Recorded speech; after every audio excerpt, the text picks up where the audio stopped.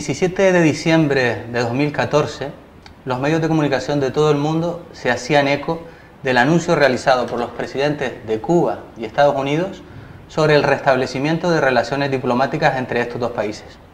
Pero este mismo día se producía también otro hecho de mucha importancia para los cubanos que sin embargo no era incluido en la agenda de los grandes medios. La liberación de 3 cubanos que llevaban más de 16 años presos en los Estados Unidos después de ser sometidos a un juicio en el que fueron condenados a larguísimas penas de prisión por infiltrarse en organizaciones contrarrevolucionarias que desde Miami organizaban y cometían actos de terrorismo en Cuba para tratar precisamente de impedir estos actos de terrorismo. Este caso no es muy conocido para la mayoría de la población de las islas y del Estado español, a pesar de la enorme solidaridad internacional que generó, también en los Estados Unidos, donde personajes conocidos como Danny Glover, por ejemplo, se implicaron en la campaña por la liberación de los 5. Uno de estos cubanos, que era liberado en diciembre de 2014, Gerardo Hernández, tiene una relación especial con Canarias, ya que en este archipiélago, y concretamente en la isla de Gran Canaria, nacía su madre, que posteriormente emigraba a Cuba a los 15 años. Un año después de su liberación, Gerardo Hernández está en nuestro archipiélago, invitado por la Plataforma Canaria de Solidaridad con los Pueblos, y ha tenido la amabilidad de concedernos una entrevista. Buenos días, Gerardo, muchas gracias por estar con nosotros para contarnos de primera mano un caso que seguimos con mucho interés durante muchos años. Buenos días, gracias a ustedes. Gerardo, poco después de que naciera su hija, usted comentaba en una entrevista una curiosidad, una casualidad recurrente que ocurría en su caso con el número 15, que aparecía asociado a diferentes momentos importantes de su vida. Por ejemplo, un día 15 se casó usted con su esposa Adriana, en el 2015 nació precisamente su hija Gemma. Siguiendo con esa casualidad, le estamos haciendo esta entrevista un día 15 de enero, pero además un 15 de febrero del año 1933 nacía su madre, Carmen Nordelo, en la isla de Gran Canaria. Usted lleva tan solo un día en esta isla y poco podrá haber visto, ¿no? Pero no sé si esto le genera algún sentimiento especial, este reencuentro genealógico y estar por primera vez en la tierra donde nació su madre. Claro, por supuesto, para mí es una visita muy especial. Nosotros hemos estado compartiendo con compañeras y compañeros en diferentes lugares que nos apoyaron en la lucha por la justicia, y de por sí es muy emotivo cuando uno tiene oportunidad de conocer a tantas personas, ¿no? Pero este viaje aquí a Canarias es muy especial para mí porque se trata de un reencuentro con mis raíces. Y mi madre, como ustedes saben, uno de mis mayores penas, mis mayores dolores es que no haya vivido la victoria, ¿no? No me vio regresar. Pero en cierto modo el hecho de que yo esté aquí ahora también es un homenaje a ella y a su sacrificio. Mi madre me enseñó muchísimas cosas. Yo pienso que si algo bueno como ser humano tengo, se lo debo a ella. Nunca conocí una persona tan noble como ella, ¿no? Y sé que mucho de su forma de ser y mucho de sus proyecciones, de sus características como ser humano, se deben a su origen canario. Lo he podido comprobar durante mi vida. Y entonces estar aquí es para mí muy especial. Realmente me siento como en familia, además de tener la oportunidad de agradecer a amigos que se sacrificaron muchísimo durante nuestro tiempo en prisión, y hemos venido principalmente a eso, a dar las gracias.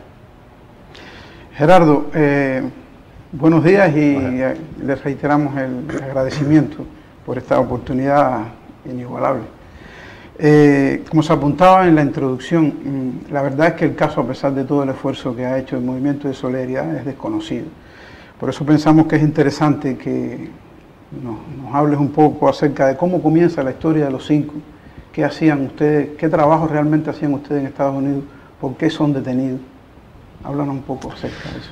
Bueno, desde el propio triunfo de la Revolución en 1959, los Estados Unidos comenzaron a tratar de destruir el proceso revolucionario en Cuba, y uno de los métodos que usaron fue entrenar a ciertos elementos de origen cubano en acción y sabotaje para desangrar un poco el gobierno, el nuevo gobierno, y afectar a la revolución.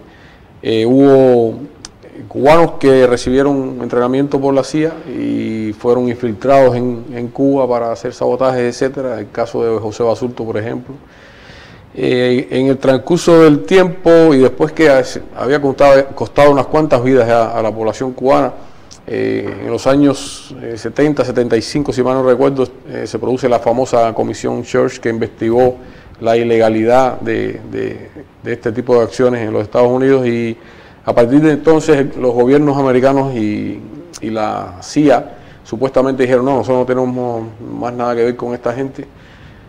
Pero el caso es que siguieron actuando con total impunidad y las sucesivas administraciones norteamericanas se limitaron a mirar a otro lado, y estas personas siguieron actuando impunemente y siguieron realizando acciones contra Cuba.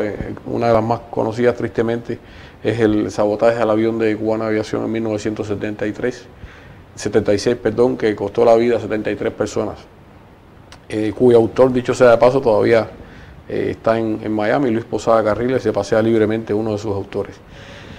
Llegó el momento en que en los años 90 Cuba, producto del periodo especial, ustedes conocen, comenzó a fomentar el turismo como una vía para subsistir económicamente, y ahí hubo estos intereses empeñados en destruir la Revolución Cubana.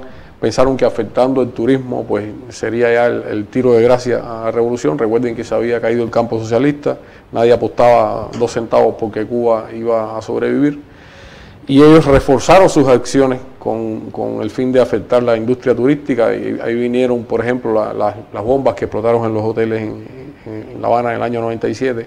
En todo ese contexto, a nosotros se nos plantea la misión de ir a la Florida y infiltrar a esos grupos con el objetivo de obtener información. ¿Qué pasa?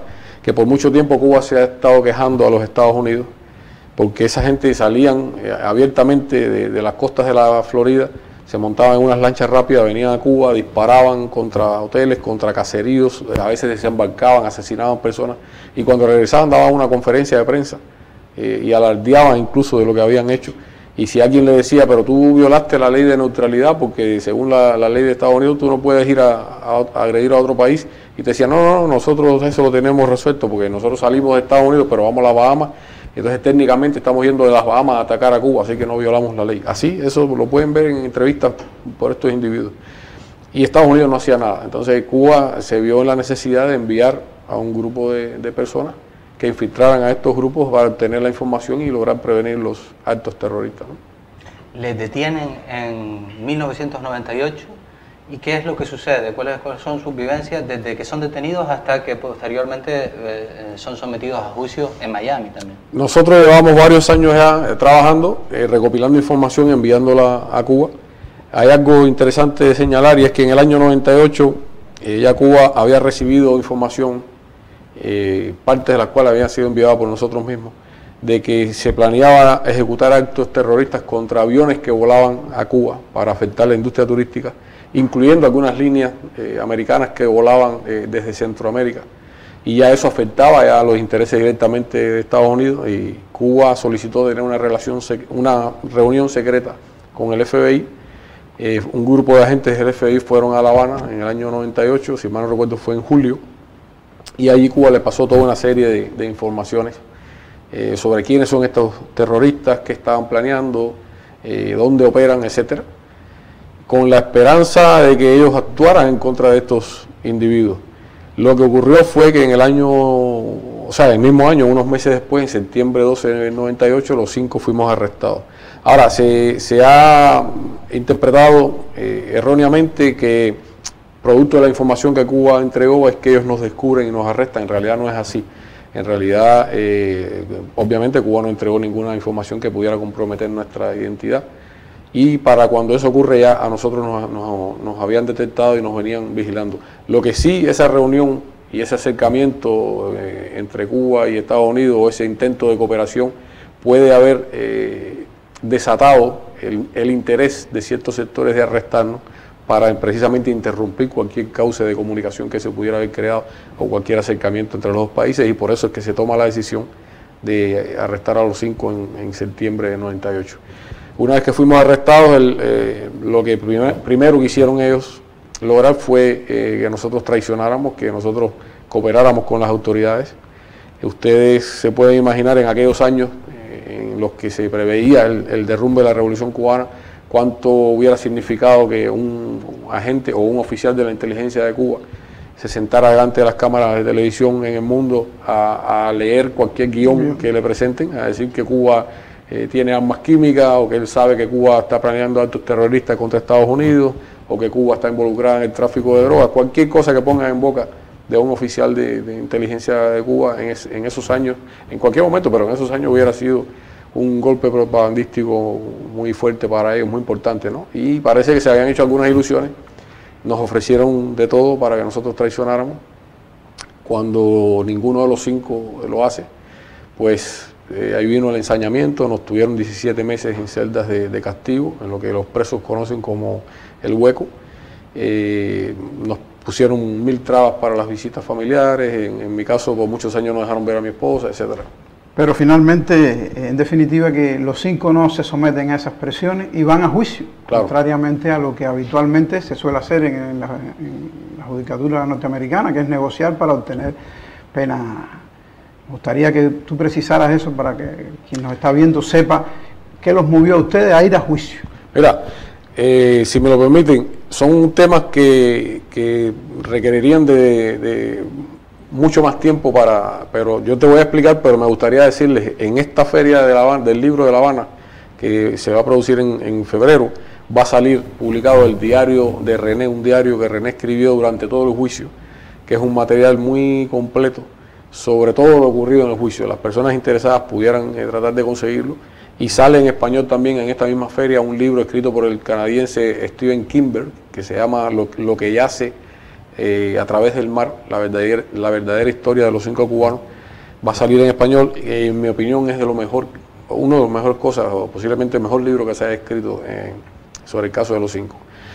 A nosotros el juicio se hace en Miami, y eso lo dice todo, ¿no? Nosotros aspiramos a través de mociones legales de sacar el juicio y hacerlo en otro lugar, que ustedes se podrán imaginar, en Miami, con las características de esa ciudad, donde por solo ir una orquesta como los Bambán a tocar, tiran cócteles Molotov, etcétera, y tiene que salir la Guardia Nacional a una agencia de viajes por llevar personas a la visita del Papa a Cuba, le tiran un cóctel Molotov y la queman. Son cosas que han ocurrido en Miami, por no mencionar las personas que han sido asesinadas, cubano-americanos, nada más que por decir que quieren tener relaciones normales con su país.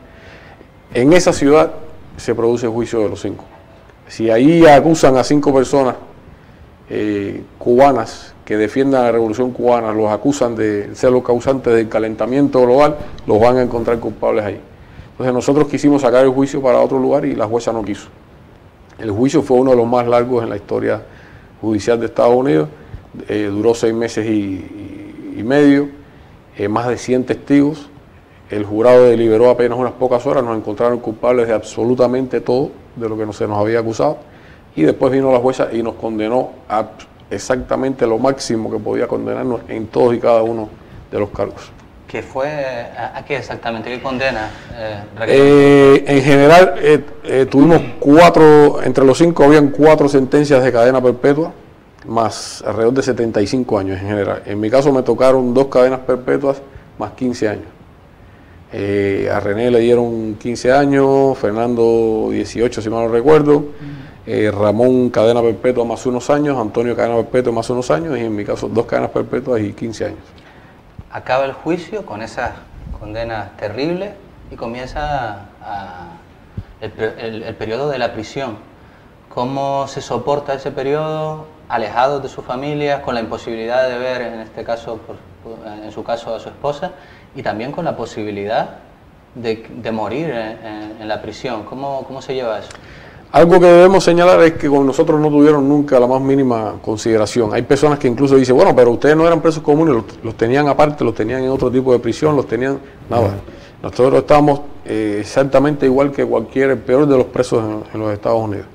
Y a veces peor, porque nosotros conocimos a personas que habían cometido asesinatos y estaban en prisiones de mediana seguridad, y en mi caso yo estuve todo el tiempo en prisiones de máxima seguridad.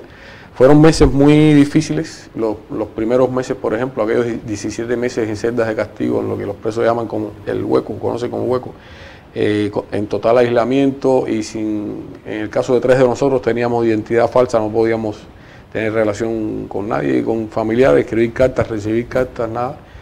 Eso fue muy difícil. Después, ya en las prisiones regulares, también fuimos llevados al hueco varias veces. Y hay que señalar, nunca ninguno de los 5 cometió ninguna indisciplina, nunca tuvo ningún reporte disciplinario y mucho menos que justificara ser llevado a celdas de castigo, pero en total pasamos alrededor de 22 meses en celdas de castigo. En prisiones, bueno, fuimos testigos de todo tipo de cosas que ustedes podrían imaginarse. Vimos gente ser asesinada, presos entre ellos, gente quitarse la vida. Una prisión de máxima seguridad, confluyen toda una serie de historias, de frustraciones, y es difícil, es un ambiente muy difícil. Las prisiones las corren las pandillas, y para alguien que no es pandillero, que está solo, que no es un criminal, vivir ahí por tantos años en ese medio no es fácil realmente. Supongo que la solidaridad jugó un papel importante en la resistencia de ustedes, ¿no? Por supuesto, yo diría que es fundamental. En estas etapas que te menciono, que estuvimos en celdas de castigo, a veces tú no tenías ni siquiera un libro para leer, nada para escribir, a veces tu único entretenimiento, por así decirlo, era caminar de una pared a la otra y pensar. Y entonces, en esos momentos es cuando tú acudes a la noción de que hay personas allá afuera luchando por ti y tratando de ayudarte, que tú no estás solo, y te das ánimo tú mismo con esas cosas, ¿no? Te dice, resiste, porque algo tan simple como que tú notas que te falta el aire en una celda calurosa, y tú te dices tú mismo, no, si te da un ataque de pánico aquí te desmayas, te vas a romper la cabeza y vas a quedar mal con tanta gente allá afuera que están luchando por ti, que confían en tu fortaleza, que confían en tu integridad. No lo hagas, resiste, y ese tipo de cosas, yo no sé, los psicólogos podrán explicarla mejor, pero a ti te da un ánimo tremendo saber que hay gente allá afuera que te apoya, ¿no? Incluso tuviste que soportar, Gerardo, que en todo ese tiempo, y conversaba con mi compañero cuando preparamos la entrevista, que realmente no fueron 16 años que tú no viste a Adriana, fue más tiempo. Bueno, sí, porque está el tiempo de la misión también. Aunque yo estuve un par de veces en Cuba, ya después de que estaba cumpliendo misión, estuve un par de veces en Cuba, unas muy breves vacaciones. Lo cierto es que estuvimos separados muchísimo tiempo. Eso se adiciona a todo eso. Claro. Claro. Gerardo, en definitiva, el juicio, el caso se resuelve con la liberación de ustedes. Pero hay varias cosas que, por los comentarios en la revista y lo que hemos podido nosotros recoger de la opinión pública, se relacionan 3 cosas que nos gustaría conocer tu opinión, porque en cualquier momento ustedes pudieron haber sido liberados por decisión presidencial y resuelto. ¿Cómo se relacionan, cómo ves tú la relación entre la liberación de ustedes, el anuncio de restablecimiento de las relaciones diplomáticas y el contexto de cambio que se están produciendo en Cuba? ¿Tú ves alguna relación ahí que sería interesante? De la misma manera en que nosotros sufrimos, por así decirlo, ser parte del conflicto histórico entre Cuba y Estados Unidos, porque hay que decirlo, está el ejemplo de los 10 espías rusos que fueron arrestados un día estando nosotros en prisión, y en menos de un mes se resolvió todo, entre los 2 países lo resolvieron. La diferencia del caso de los 5 es que caímos en medio del conflicto histórico entre Cuba y Estados Unidos, y en mi opinión ellos estaban tratando de castigar a la Revolución Cubana a través de los 5. Estaban tratando de vengarse de la Revolución Cubana a través de los 5. De la misma manera en que eso influyó para que nuestro caso durara tanto, también el hecho de la coyuntura histórica y la posibilidad de mejorar las relaciones, bueno, influyó en que saliéramos de prisión, ¿no? Hay que ver que habría que reconstruir los acontecimientos para saber qué fue primero y cómo se desarrollaron las cosas. Lo cierto es que, por una parte, y una parte muy importante, fue el trabajo de la solidaridad para que en el mundo y en Estados Unidos hubiera conciencia de que con nosotros se había cometido una injusticia. Porque hay que decirlo, yo pienso que no hubiera podido haber una negociación para liberar a los 5, si los 5 fuéramos unos desconocidos que no le interesáramos a nadie y que nos hubiéramos convertido ya en un caso incómodo para los Estados Unidos, que todo el mundo, muchas personas hablaban, incluso presidentes, parlamentos. Aquí mismo el Cabildo de Gran Canaria había pasado una resolución de solidaridad con nuestro caso. Eso se fue multiplicando y llegó un momento en que los 5 éramos un caso incómodo para los Estados Unidos.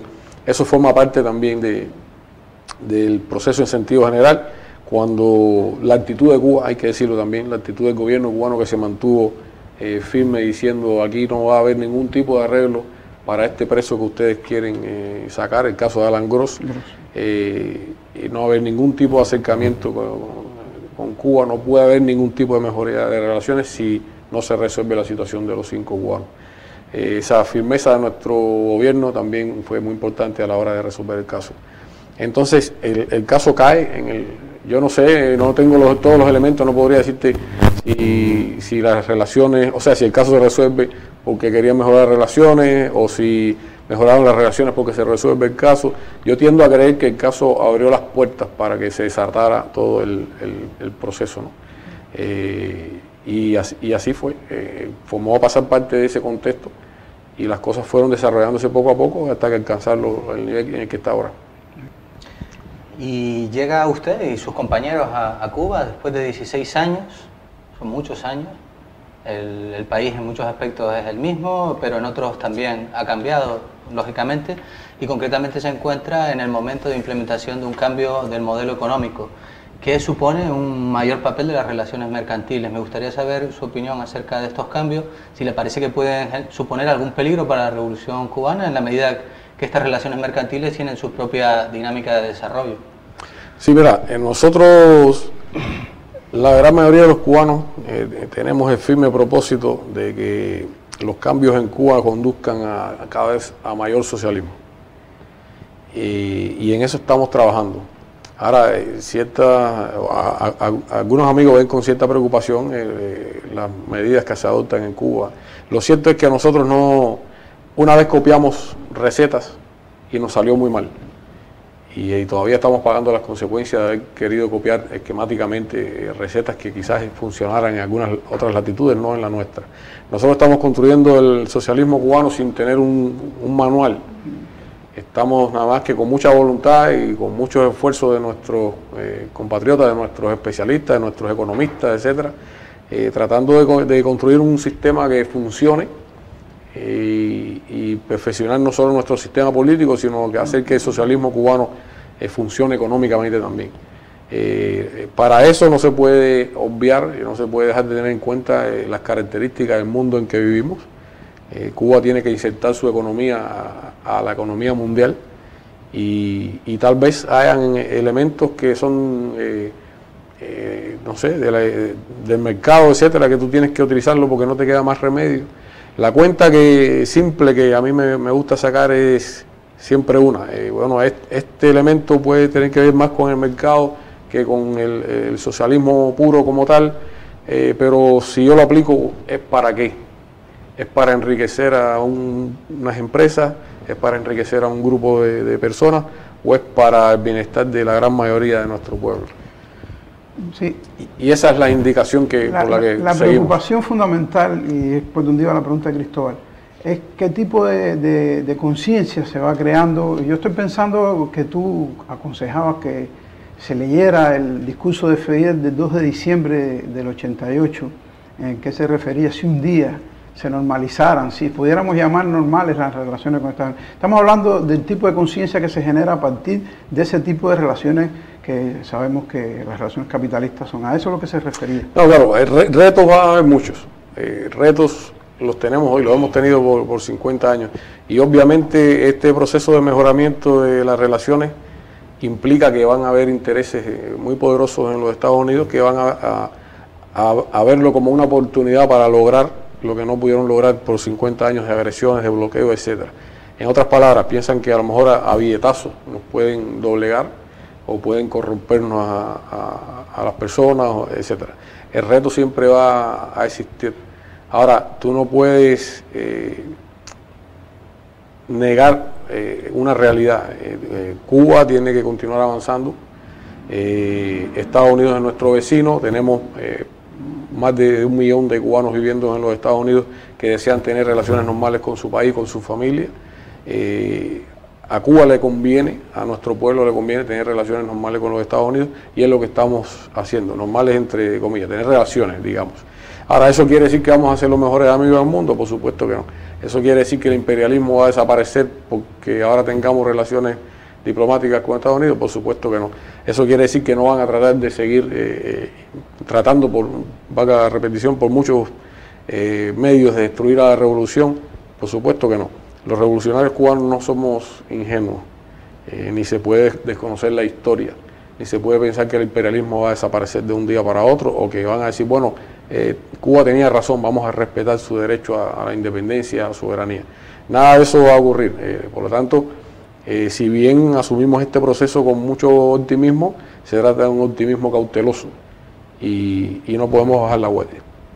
A propósito de eso que está usted comentando, el propio Obama ha reconocido en declaraciones que el objetivo estratégico suyo de acabar con la revolución cubana no ha cambiado, que lo que cambia es de táctica para tratar de conseguirlo. ¿Le parece entonces, por lo que ha comentado en la anterior respuesta, que el pueblo cubano está preparado para lo mismo que se ha resistido durante tantos años a un ataque frontal de los Estados Unidos, resistir otras formas de injerencia que pueden ser más sutiles, que pueden ser culturales, que pueden disfrazarse de colaboración, por ejemplo? Tengo la confianza en que sí, en que estamos preparados, lo que no quiere decir que podamos sentarnos ahora y cruzar los brazos.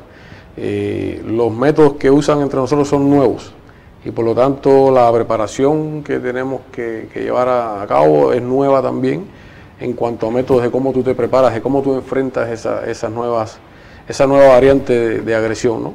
Los revolucionarios cubanos tenemos mucho por delante que trabajar, pero te repito, tengo mucha confianza en nuestro pueblo, tengo mucha confianza en nuestra juventud, a pesar de que hay temores de que, bueno, ahora las nuevas generaciones no es lo mismo. Es cierto que no es lo mismo, nunca es lo mismo las nuevas generaciones, pero a mí me gusta recordar que también las nuevas generaciones son los médicos que partieron a África ahora a luchar contra el ébola a riesgo de su vida, o son los que están en estos momentos en las selvas latinoamericanas, siendo comidos por los mosquitos, salvando vidas. Los jóvenes son también los que están ahora en las fábricas de Cuba tratando de echar para adelante el país. O sea, no se puede ser esquemático ni generalizar, ¿no?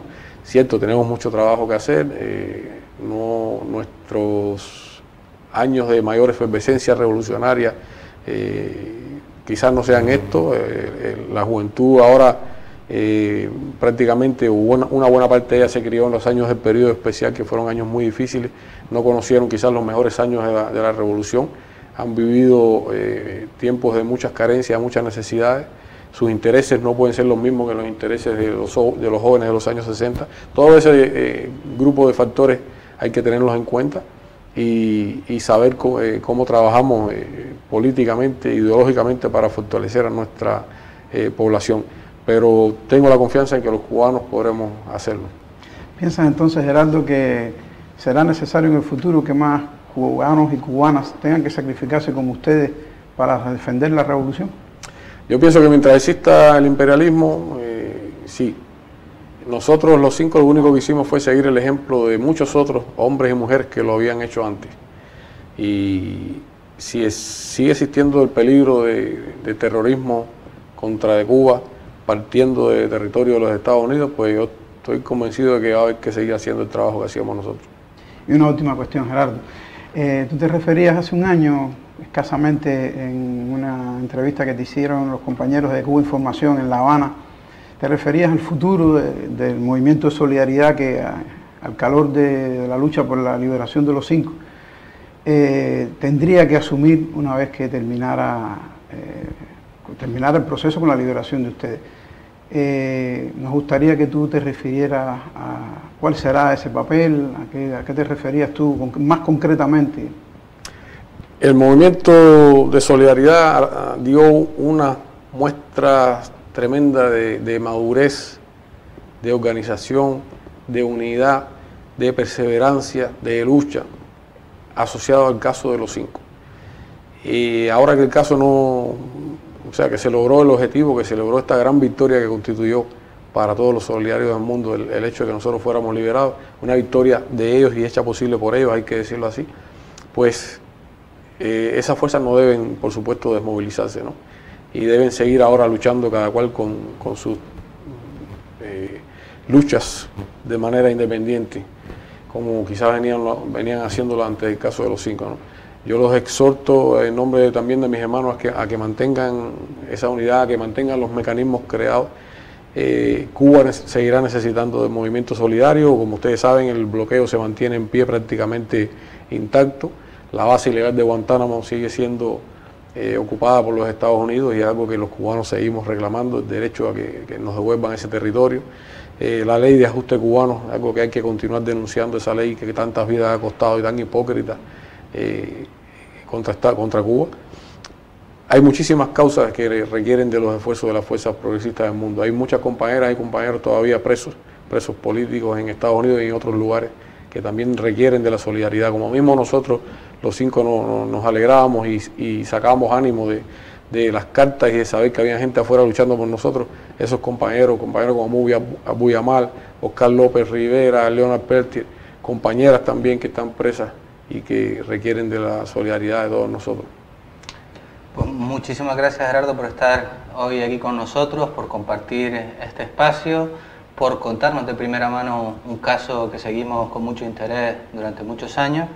Esperamos que tu estancia en Canarias sea fructífera y te deseamos lo mejor en lo personal y para Cuba también. Bueno, gracias a ustedes por la invitación y éxito, y nuestro saludo y agradecimiento en nombre de los 5 a todas las personas que vean su programa y que fueron de quienes se sumaron a la lucha por nuestra liberación, y un saludo, un abrazo muy especial al pueblo canario. Me siento orgulloso de mis raíces canarias y es para mí un placer realmente y una gran oportunidad estar aquí, poder agradecerles personalmente.